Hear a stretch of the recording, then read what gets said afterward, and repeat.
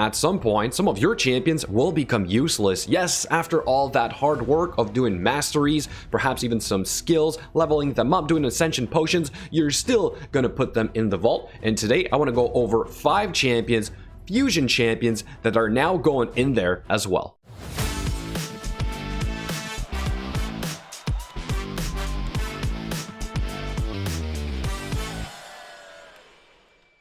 Before we get started, let me remind you guys that I stream on Mondays, Wednesdays, and Friday nights, and this week is a week of giveaways. We're going to be having some gems giveaways, so if you want to have a chance at winning those, make sure you show up. Now, on to this short list of champions, mainly fusion champions for now, that are going to be going in the vault. I tried to use them, I built them, I did the masteries on them, but at some point they just don't make the cut. And I'm starting with the fusion champions because those are the ones that I focused on as much as possible as a free-to-play player, and I wanted to show to you guys that some of them are useful. You can use them in the end game, but at some point you will pull better champions, therefore you're gonna have to get rid of them. All right, so we're gonna start with the first one, which is going to be none other than a very recent one, Pixniel.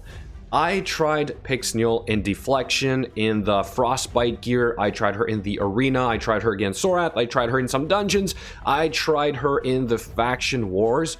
It's just not viable for the time being. Maybe you guys have a better build. Luckily, I did not do her skills. This is way too intense, way too many books, and even with the content creator perks, it wasn't worthwhile. And I know some of the other content creators have maxed her out and they're still in the vault. All right, so I'm pretty lucky in that sense. I think I dodged a bullet, and here are the masteries that I had used on her. I went with very high resistance and accuracy, but it just didn't work out. So I don't know if she's going to get a buff. I would love for her to get a buff, but for the time being, bye-bye Pixniel. The next champion, which I tried out in the arena, not really in dungeons, but also tried him out in faction wars, also did not really work out for me. I think his AI is pretty dumb, and I tried to put some really good gear on him. Literally, it is Elegance. So unfortunately, it looks like he always opens with dead stop. I thought that perhaps this here was going to be a great opener move for the arena mainly, but it turns out it just never really worked out. So it was kind of useless because of that. So I don't know if you guys have figured out a better way to build him or a way to control his A2 versus A3. I would love to know, but for the time being, Elegance is just not going to cut it. Here are the masteries that I had started using on him, and even for faction wars, because I have like Bad Alcazar and I also have Harvest Jack, I've got basically like 2 Rotos now. It just didn't make sense, right? So Elegance, unfortunately, is going to also go in the vault. All right, so this next one was actually really important to complete the faction wars for me to get Lydia, but now I pulled better champions compared to, let's say, Elegance, where when I pulled him or fused him, I already had a really good faction wars team, therefore I really did not need him.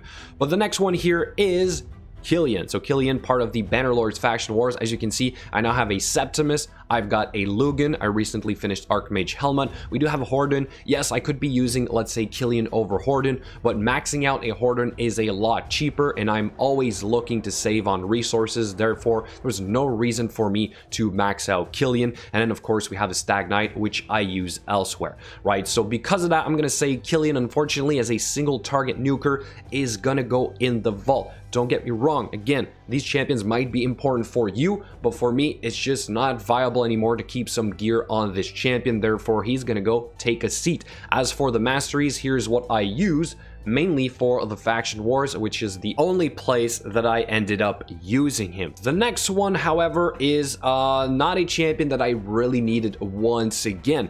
So I tried to use him. I built him to be potentially in the faction wars, arena, never really dungeons, although it could work. But again, he came at a time where I did not really need him. It is Dracul the Gaunt.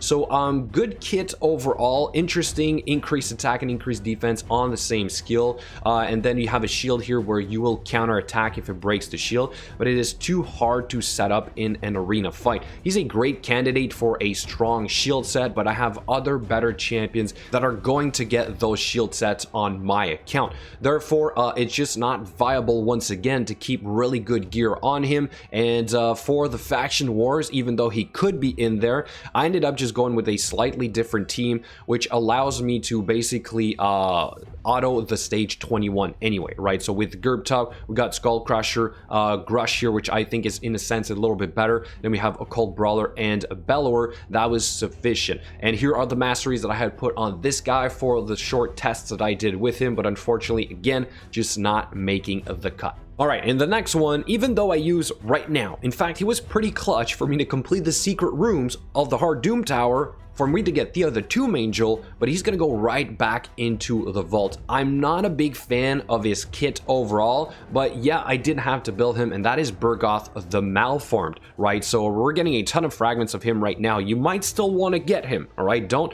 think he doesn't have a use. I'm just saying that down the road, he's not good enough for my Faction Wars team. He's not good enough for much else, unfortunately, all right? So we do have an interesting continuous heal on the A1, but this is only himself, and then we do have an AoE provoke for 2 turns, which you would think is great, but unless you book this, it's still not 100% chance, and it's still not reliable enough, and that is what I do not like. I have other AoE provoke champions that are better than this. Before that secret room, it was useful, all right? And for the masteries, here's what I went with. War Master again, which is typically what I do for like a sort of like secret room build, or perhaps a Faction Wars build when I'm just trying to complete it for the first time. War Master is usually pretty useful into support, okay? But Burgoth the Malformed, certainly not worthy of my books. Drocul the Gaunt was not worthy of my books either, and there is only one more fusion champion that I'm still trying to convince myself is worth using, and I'll talk about him a little bit more in a separate video, but that is going to be Vergumkar, which I actually maxed out as well, but I think I'm going to keep on using him. But I want to have your thoughts in the comments below about these 5 champions that for me are going to go right into the vault for basically ever, or at least until they fix their kits. Let me know what you think about all this. Thank you so much for watching, and I will catch you guys later.